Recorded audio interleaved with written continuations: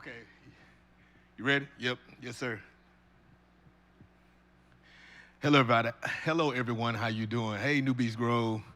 First of all, shout out to New Beach Grove Sunday School. Thank you all so much for allowing me to hijack your class today so we could be here with Brother Bill Thomas and the Hampton University Proton Therapy Center. They do a great work in the community.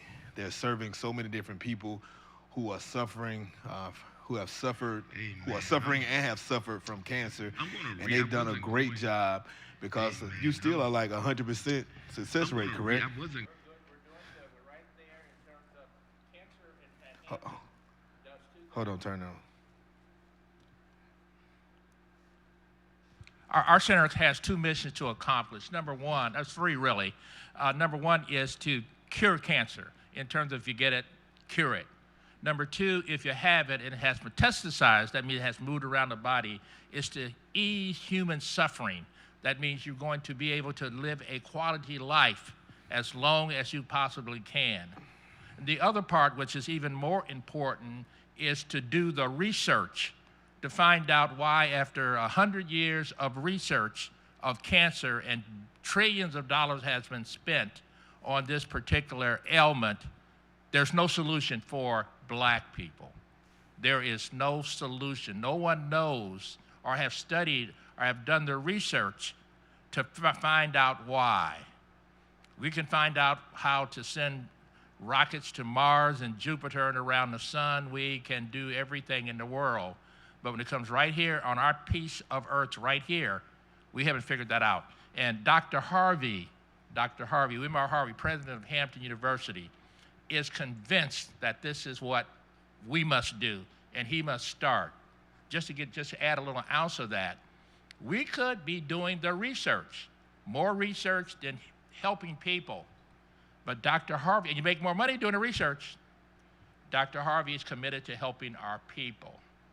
He says, Mr. Thomas, I understand what you're saying, but my goal is to save lives, ease human suffering for everyone, but most particularly men and women and children that look like us. Okay, wow. So now that you brought that up about it's not a cure for black people, in our surrounding cities, well, let's just say right here in Virginia, what cities are impacted the most by cancer?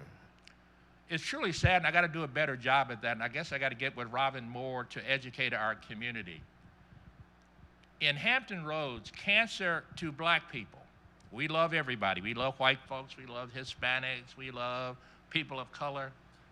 But I'm here to talk about black people. Is a plague. And I just as an example, and that's why my theme this year, actually I got a woman now on here too with their children. I want to live. And I bet you haven't heard this in the commercial, and Reverend, we got some work to do as well. Did you know that over the past 10 months, black males that live in Virginia that look like me and you have lost 3 full years of our life expectancy in the past 11 months? Do you know how devastating it is? Do you know what I'm saying? We have the lowest life expectancy rate already, black men especially. You black women try to help us, make us do the right thing and go to the doctor, but sometimes we resist it, and even I do, but now I don't do it anymore. But just over the last 11 months, we have lost 3 full years of our life expectancy. And if you are a mathematician or teach math, that quickly could come into exponential. That means 3 squared. Then that means we can predict the lifetime of a black man, probably with using these algorithms and the machine learning devices and artificial intelligence in probably 4 years. So that means, just say for instance, I think it's around 69 years old now, and I'll get those numbers because we got to get them out and make sure they're correct. Now it is 63. And if COVID-19 continues to wreak havoc on our community, why couldn't it be 8 years next year? So that means 61. And then if these diseases and these new pandemics continue, if you're a mathematician or just common sense will tell you, we may get down to, hey, I have a son born today. They could not expect to live until they're 45. But it's not us. It's the people that are underserved. It's the people in Portsmouth. It's the people in Newport News. It's the people in Hampton, black people. And nobody is raising a concern about this. And I got to work with the NAACP chapter here as well, because we have to know what the science is. I hear this Dr. Fauci on TV talking about the science and this and that and the other, but I never hear them talk about the science that COVID-19 is impacting and diminishing our race. Have you ever heard it on TV? Have you ever heard them talk about it? Have you ever seen this report by the National Institute of Health? Not by Bill Thomas, not by Dr. Harvey, not by Hampton University, the National Institute of Health. Black men and black women have suffered disproportionately throughout the pandemic, and these latest numbers further illustrate the magnitude of those disparities, reflecting the many ways racial inequality in America has highlighted over the past year. Life expectancy between black and white people has widened. Black men by 3 full years. White men by 1/4 of 1 year. Come on now. Are we awake? We're marching around here talking about we got to vote. We better vote in our houses to keep our men and families together on this planet. We always get distracted. I don't want to preach, I'm going to go over time. But I got to say this. And for everybody in this room, I love you. Just like I'm telling this young black man over here. I love you because I have a grandchild. And I want to live to be able to contribute to that child's life. And not this stuff that's going on today. I'm talking about what y'all are doing right here, praising the Lord, thanking Him for our life, respecting our families, respecting our elders, going to church, being church, have values beyond what government expects us to do. We just need to get back and live our lives the way I was brought up, and you as well. Respect your elders. Go to school. Do something productive. Go to work. And black men, go to the doctor. And I'm throwing rocks at my own self, because sometimes I go to the doctor and say, Mr. Thomas, you're in perfect health. And I said, please don't ever tell me that, because then I just ignore everything. And no matter what that woman tells me to do at the house, I'll say, I'm in perfect health, which is nonsense. So I'm very well read on this. So I'm going to ask the Pastor Maxwell to work with us, because my title now, maybe God is trying to tell us something. And I love this young man, because my time is over. Not that it's, but I got to relinquish that. We got to, the little wisdom that we have, the truths that we know, we got to leave that on the pages of the gospel, right behind it. When you read any declaration out of the Bible, the word, then you got to put it in action, don't you? So we have to, no, you are going to help us. You're going to help us, because we have no choice. We have no choice. And so that is pretty much the question of that. The city of Portsmouth has the highest mortality rate in the Commonwealth of Virginia of people dying unnecessarily. And you read the paper, the paper will tell you why. Why? Black women, in a recent article in the Virginian Pilot, has a global pandemic on breast cancer in Portsmouth. Have you heard that? And I'm not getting on anybody. I love all of my state delegates and senators, so don't go back and say Bill was hating you. I'm not hating on them, because I need them to work with us. But how can we open up 2 houses of sin, gambling, selling marijuana retail. That's illegal in the federal government. So you work for the federal government at a shipyard, you go with marijuana, they fire you. Now, I just said, if that's what you do, that's fine. They even had a young lady who won in Norfolk today, and again, I'm not hating on her, was saying that prostitution was okay. I'm not that old. I'm not that old. But, and they're going to free up the liquor stores. But we don't have anybody talking about the issue that in the city of Portsmouth and the city of Hampton, which has the second highest incident of cancer rate in the entire state, and I'm not hating on Governor Northam. He wouldn't give us the vaccines. Thank you, sir. He wouldn't give us the vaccines to use our mobile health center to go out into the communities that don't have cars and stuff. They refused to do it. And then when they found a partner, did they go to Hampton or did they go to CNU? Where do you think they went? Do you think CNU had the science and the pharmacy department and the nursing school? It's actually, CNU got rid of the nursing department. And I'm not hating on them. I think Paul Tribble is a very honorable man. But he just decided to help his people, and they did. So we picked up those nurses. We spent over $750,000 in total to buy our own mobile vehicle at Hampton University. Y'all ought to write Dr. Harvey and don't just thank him. I'm not just saying that because I work there or try to embrace him for what he may look like or what he may have done. I'm talking about what he's doing. That was Hampton's money. And I think we've been in communities from Isles of Wight to Western Tidewater to Newport News. We've been out here several times with the SCLC, providing vaccinations, booster shots, and most importantly, COVID-19 tests. But this just happened this week.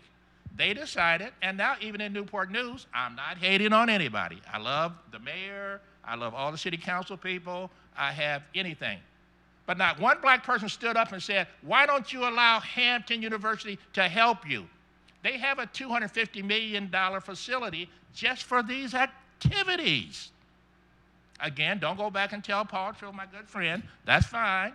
And if he can find ways to get our resources and use them, that's going to mostly help their people, that's fine with me as well. But where in line are we? While you on that, I just want to kind of put this out there, because they know you're talking about Hampton, the Proton.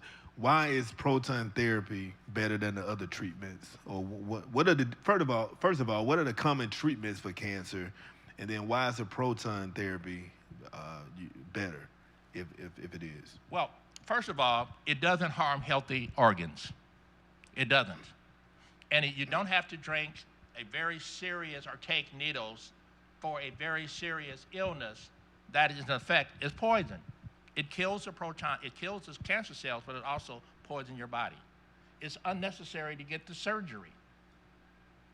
It takes away the harshness of radiation. So those are the 3 different ways you can get it. But if you can have the ability to get proton therapy, and if you qualify for it, it's called modern precision medicine. And it will make you get rid of it. If you catch it in time, it will kill the cancer cell totally. If it has metastasized, then it can spot the different areas where proton therapy, where the cancer is, and kill the cells individually. So basically you're saying you can target an area instead of hitting a big area, you can hit a small. Number one, not only can you have to go to a big area, you can avoid the heart. Wow. You can avoid the lung. You can avoid the things that are going to be harmful for you to the rest of your life, which the other procedures cannot do. They cannot do that right now because modern medicine is going to change like the earth changes. They're doing what they're doing now is called machine learning. So they're watching surgeons as they do that. They understand the effects of chemotherapy in terms of taking that medicine. Now, let me be perfectly clear. If those are your alternatives, take them. Take them. But what's happening with proton therapy, Pastor, is that the doctors do not want their patients to know about it because they lose business. And see that's the thing. I remember I had when I tore my rotator cuff, it wasn't torn as much, so I didn't need to get the surgery. I got something called PRP, plasma replacement procedure. But the insurance didn't cover it, so I had to pay for it out of my pocket, but I had a quick recovery time. But with proton therapy, a lot of times the doctors turn it down, say to try to turn it down, but you all are able to get the insurance to pay for it, correct? And we're working on that this very year because the insurance companies, of course, have now found another loophole.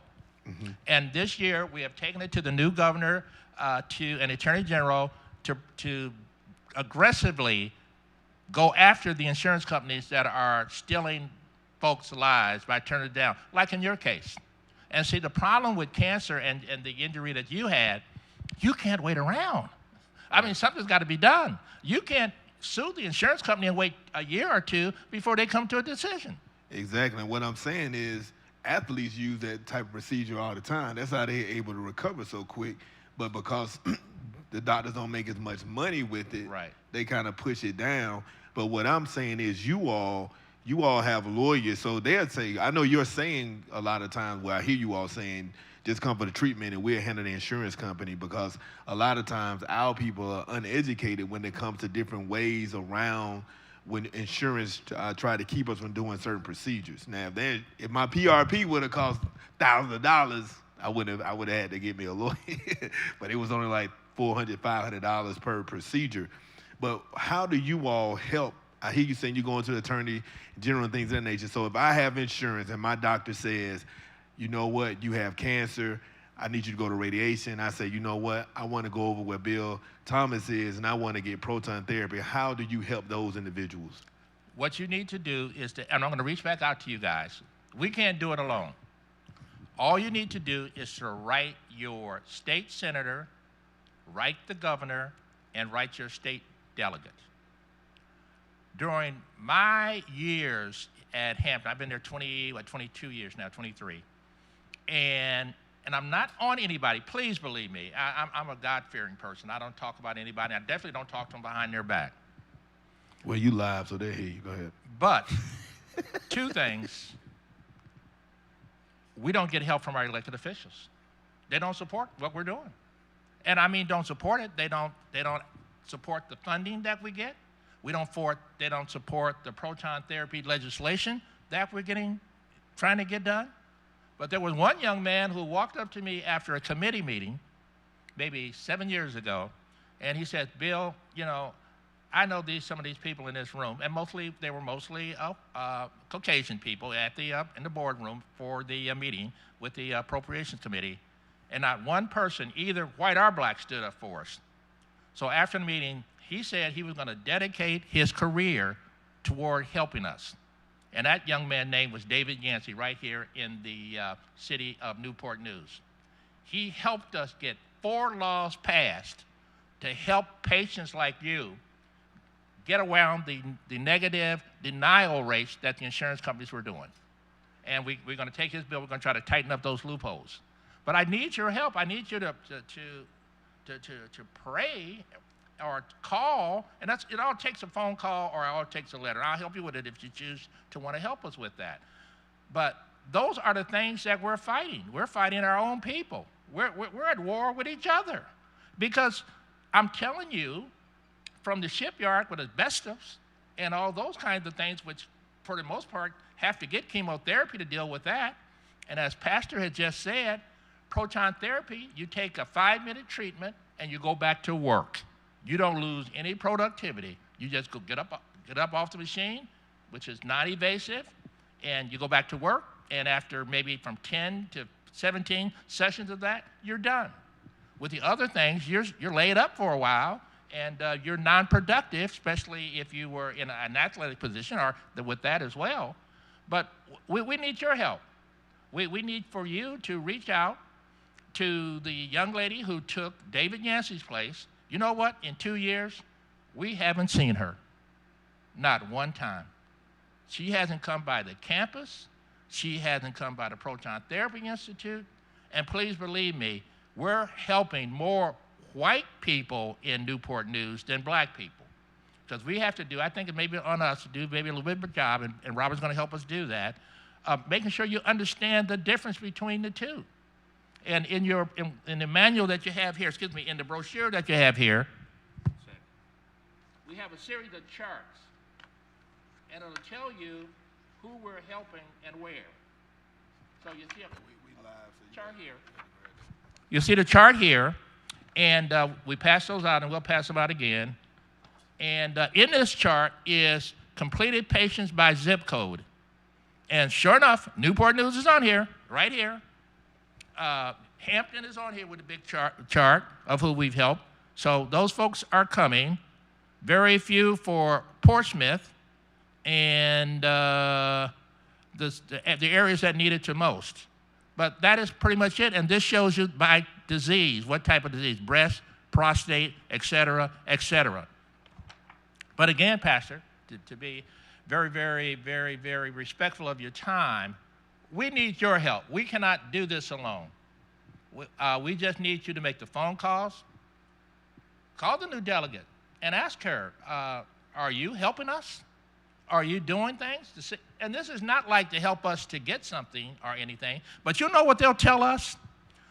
They'll say, well, Hampton University, since you are a private school, you're not entitled to any of the state funds. I said, what are you talking about? We pay both federal and state taxes, and we pay city taxes. Our employees pay all of those as well. But the primary reason, and they won't talk about this, why was Hampton University created? Because as soon as the Confederates lost the war down there in Richmond, they outlawed, by every means possible, educating black people. The federal government had to come in and step in and pass laws. So there's the 13th Amendment, which was passed in 1865 in December, not on Juneteenth Day. And Juneteenth Day is a very respectful day, but that was not the day we were freed, especially here. But what I'm saying is the fact that we were created by a racist institution at the government that took our money and gave it to white folks. That's just the way it is. They took our tax dollars and gave it to UVA and Virginia Tech, while Virginia Union and Hampton not only opened their doors up with private schools for our children to go to, we call them laboratory schools, and they also taught the teachers who eventually became the professors that taught at the college level. It's pure baloney. And so we got to step back on that, but that's the history lesson on that, because that is just absolutely crazy. The HBCUs in Maryland got upset about it so bad, they sued the state of Maryland for about $700 million and won. I think Louisiana HBCUs did the same thing. And I guess what we'll have to do, if they don't want to play ball fairly or give us what we deserve, we'll have to sue them or just tell them quickly, don't tax us. But we need your help on that as well. Can you do this? Because a lot of times we hear what we need, and we hear, that we need to say this and say that to make sure that we bring Hampton University and the Proton Therapy support. But I think one of the main ways to get that support is for people to really, really understand how important the Proton Therapy Center is. Can you kind of let us know? We heard that it can target areas, but I know a couple of people. I know actually 3 or 4 people who have gone to the Proton Therapy Center, and I know people who have been dealt with radiation. And I've seen the difference, how tired people are, how their skin gets darker and things of that nature with the radiation. But for the most part, the people that go to the Proton Therapy Center, they would tell me that they get thirsty. I'm like, well, I be thirsty. So that's to me, the symptoms or the symptoms of the treatment are far less.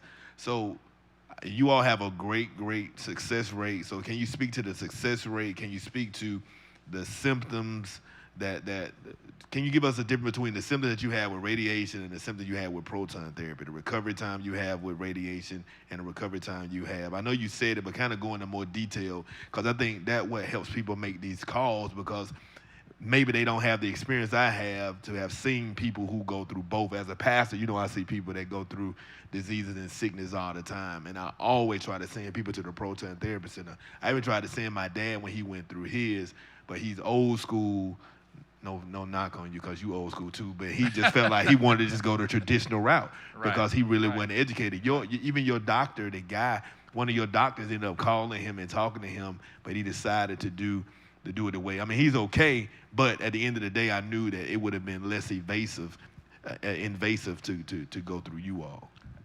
And Pastor, what you're saying is you're teaching.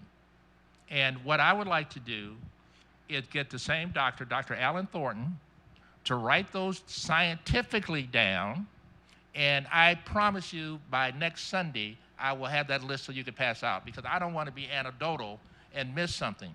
But just understanding that my mom was a nurse, and she had respiratory cancer, which is something related to this COVID-19 now.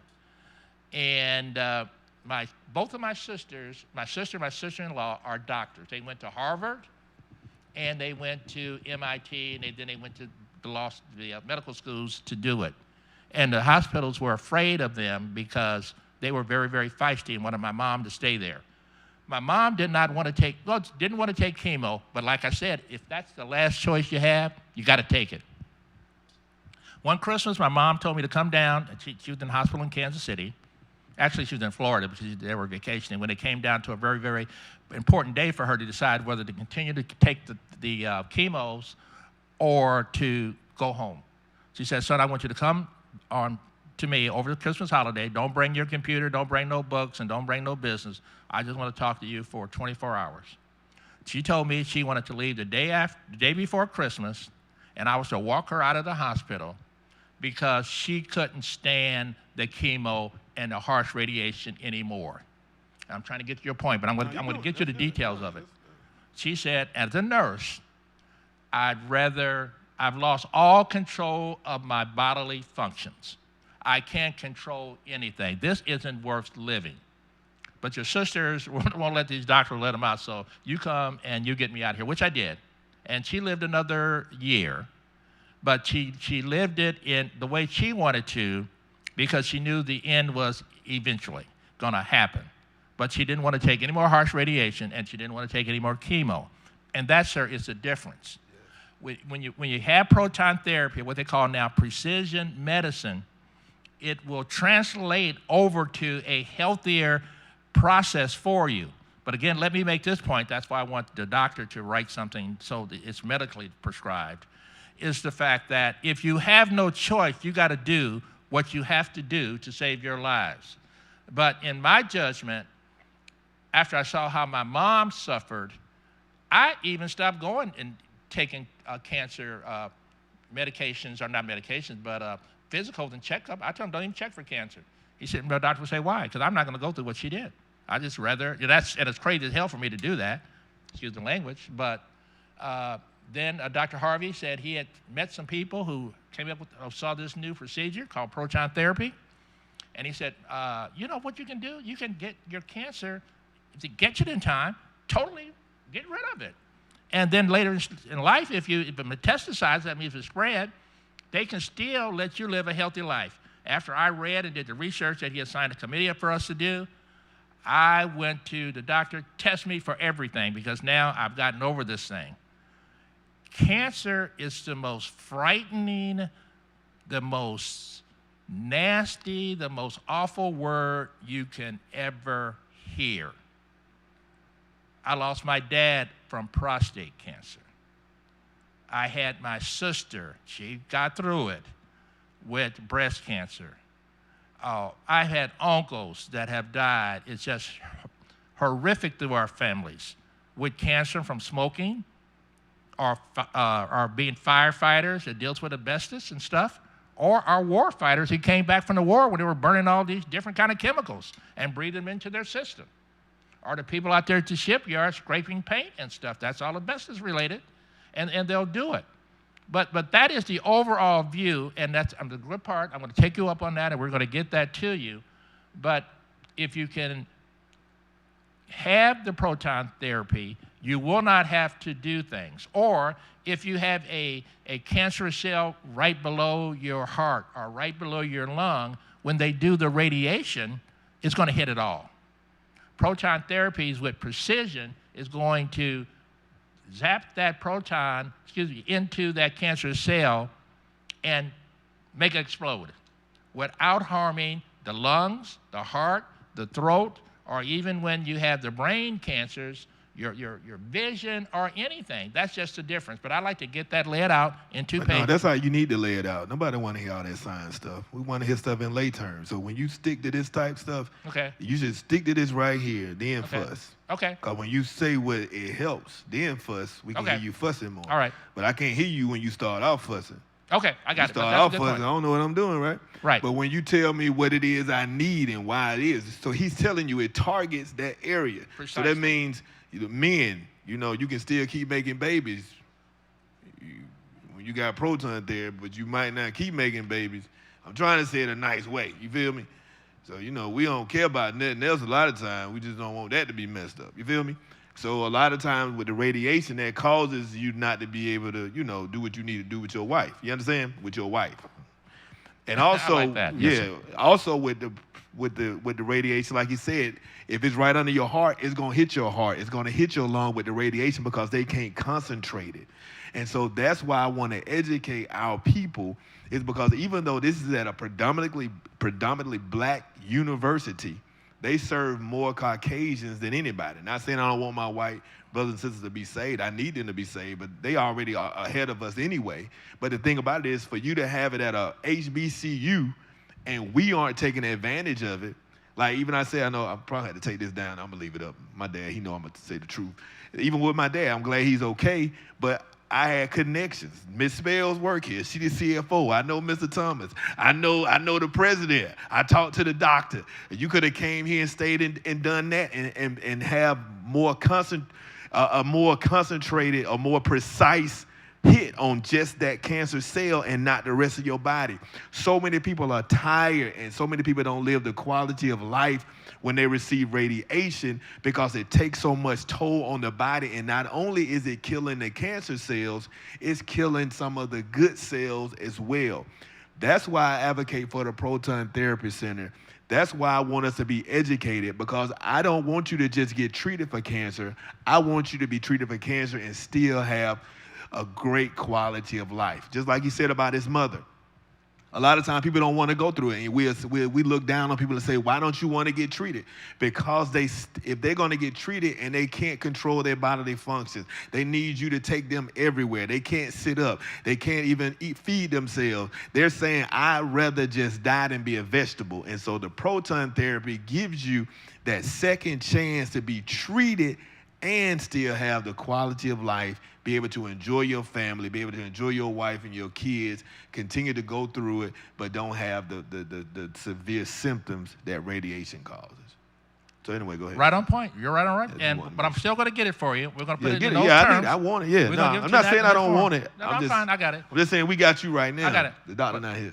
But the proton therapy didn't exist when my mom went through it. It hadn't been perfected.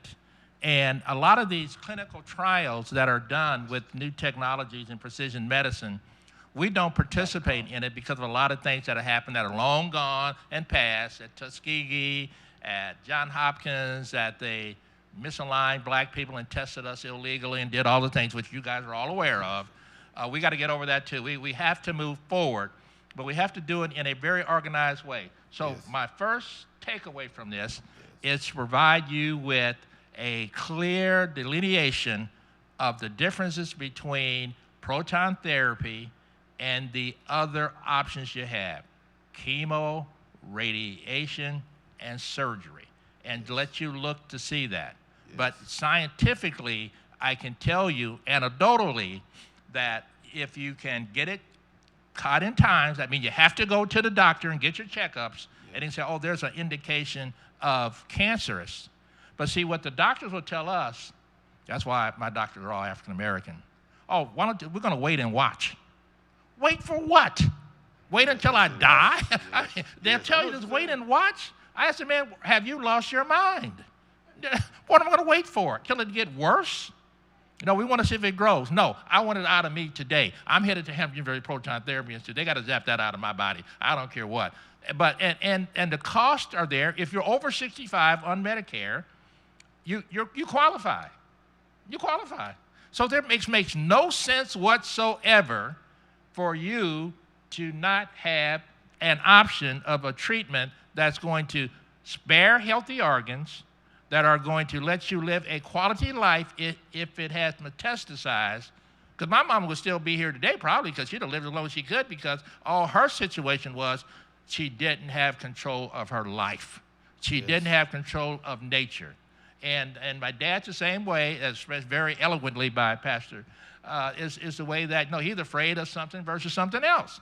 Okay, they're just gonna do this and do that, so I'm not gonna do anything. I said, that's crazy too. You got to do something. Yes. And you got to live your life, but again, Proton wasn't available now it is. So we'll follow up on that. We'll help educate, and I'll get Robin to help me. We'll do that both in a visual place and in a health sciences way, so that you understand that. And it's very, very important for men. Now, what men, I just want to, you don't have to raise your hand or not, have had a physical checkup in the last year? Don't have to raise your hand or anything. I get a physical checkup, a complete one, once a year. Once a year. And I say test for everything. The instrumentation, and women as well with breast cancer. The images as well in terms of being able to do these things with machine learning skills. One of the things that we also had under Dr. Harvey's leadership, we have purchased new MRI and PET scan machines. So if you go to your doctor, women especially, and they said, well, we want you to go get your test. Ask them, is it digital equipment or analog? If it's analog, it's not precise at all. You need to have digital scanning capabilities within the provider that you go to, because then they can go and do all of the fine testing of what be happening to your bodies.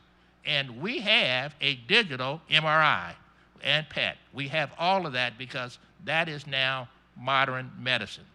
So those are some things that we can address as well in terms of consultation, in terms of being able to understand. But the first point I wanted to make is what's in our face. What's in our face? Black women, young black women especially, we're losing our men. Not only at the younger level, but we've lost 3 full years of our life expectancy. Jesus. Our guys are dying from famous actors and actresses to common people on things that we never knew of. Yes. You know why?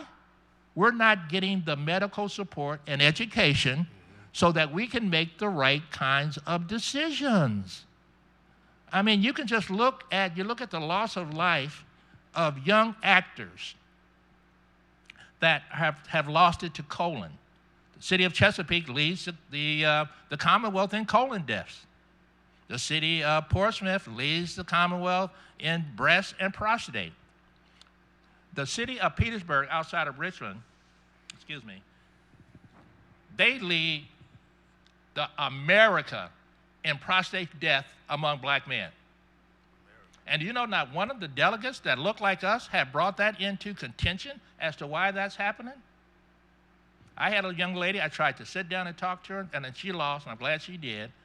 I said, why are you not doing this? We have billions of dollars in funds to set up cancer and screenings and breast screenings for women and men, and we're not getting it. So there's a combination of things, Pastor. First of all, we just got to tell the truth. And again, I am not pinning the point on anybody.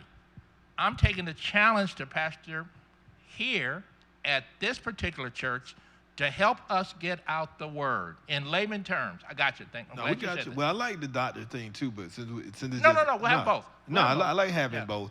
But this is what I want to do. We only have like 6-7 minutes to open up some questions. But okay. If you're 40 years old or older, if you're a black male, you're at-risk category. So if you have insurance, you don't even have to pay a deductible when you go get a colon screening, because they'd rather you go ahead and get it done now, right, and get screened when you do your colonoscopy, because they'd rather you get screened because it's going to cost them less money in the long run. Not saying they ain't worried about your life, right. But I'm saying it's cheaper for them to test you right. than to treat you. You understand?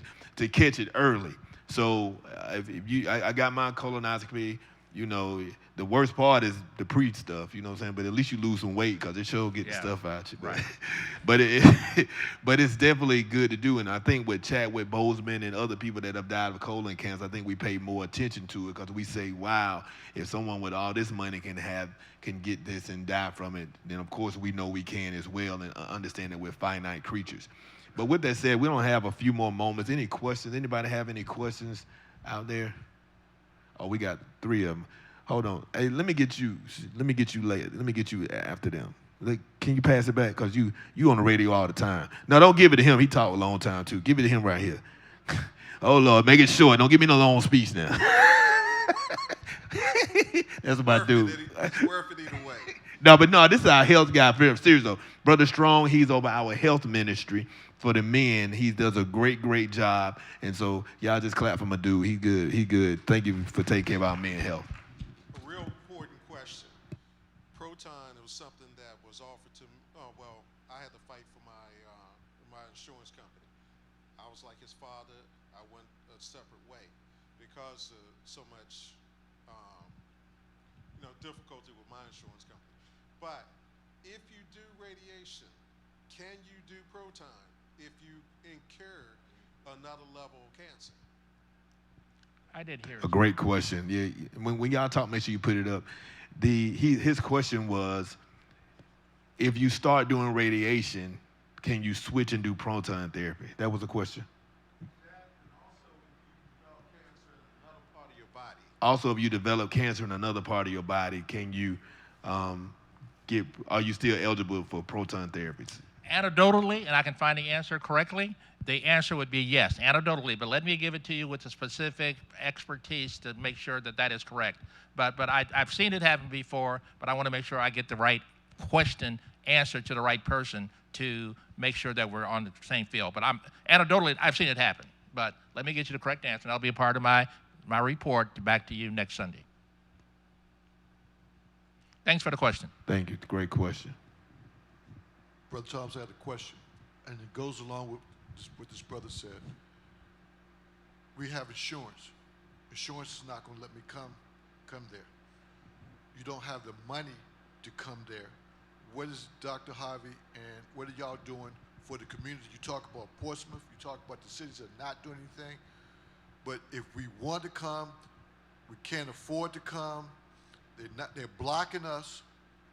What are y'all doing? Okay, I'll answer that. But it's not us, but we are doing. We have uncompensated care. We do about $1.3 million a year for people who cannot afford it. Like I said, if you got Medicare, it's already there, so you can get it. So you're okay. So you're over 65.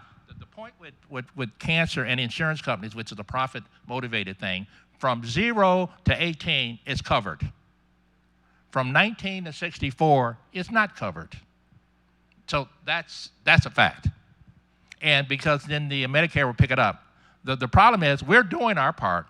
We're doing uncompensated care. We have issues where we have fundraisers where we raise millions of dollars and we use that. But it's not us. It's our elected officials, again, that need to pay attention to their community. They're the ones that need to take these laws down to Richmond and up to D.C.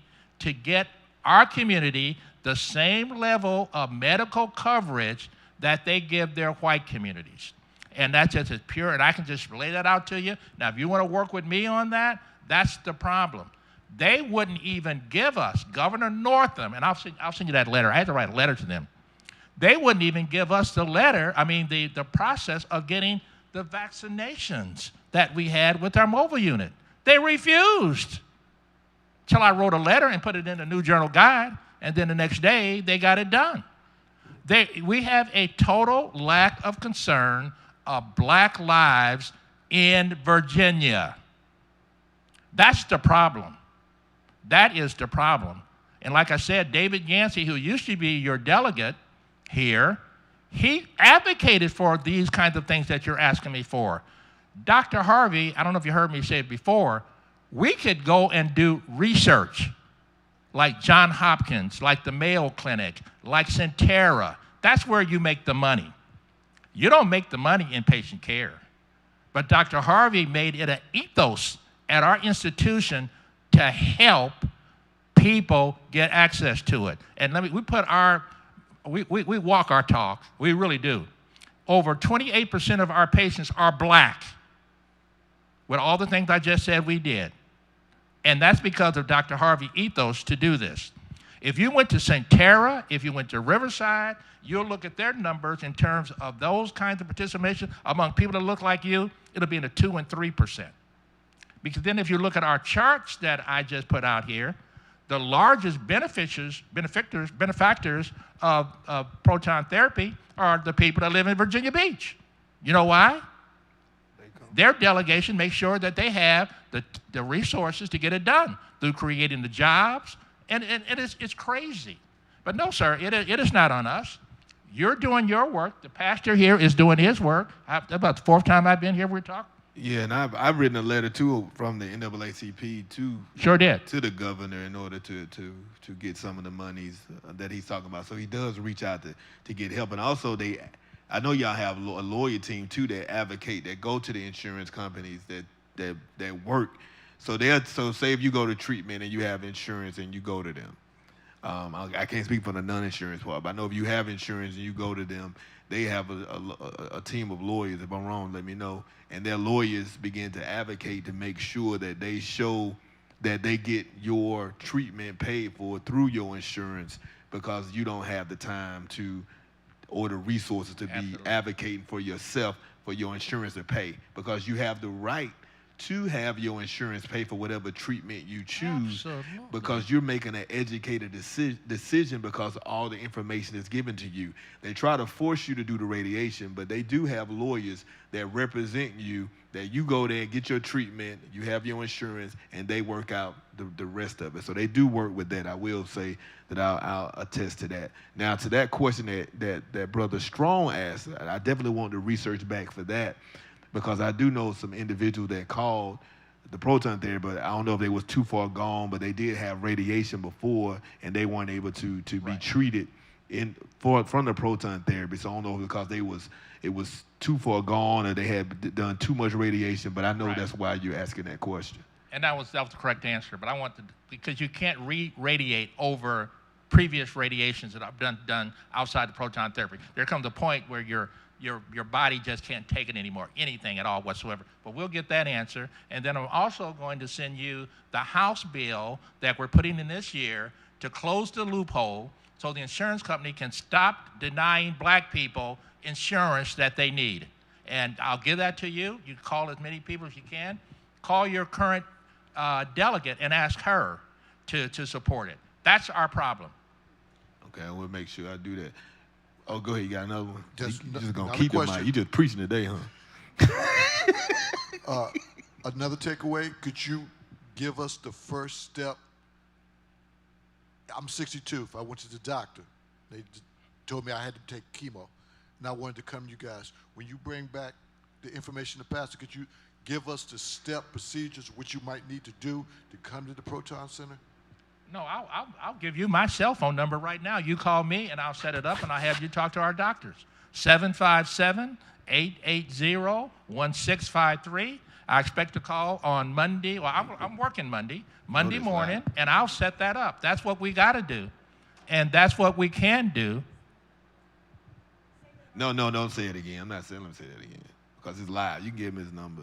Right. You see him on the side. So we'll see on the side, and then we'll deal with that in a private area. But no, sir, I'll do that. You work with me, we'll work with you. We'll get it done. In fact, I get you his cell phone number, but I don't want him to say it again live. No, I said I'm the with word. this You with want God. the word to have your number? Excuse me? You sure you want the word to have your number? 757. All right, go ahead. 880-1653. If I'm here for a purpose, and that's to work with you, Pastor. I'll just let you know the people you fussing about get your number too. 757. They can get it. That's okay. God's good. Hey, God is good. Hey, you the man. God is good. I hope so. Go ahead. That's your question.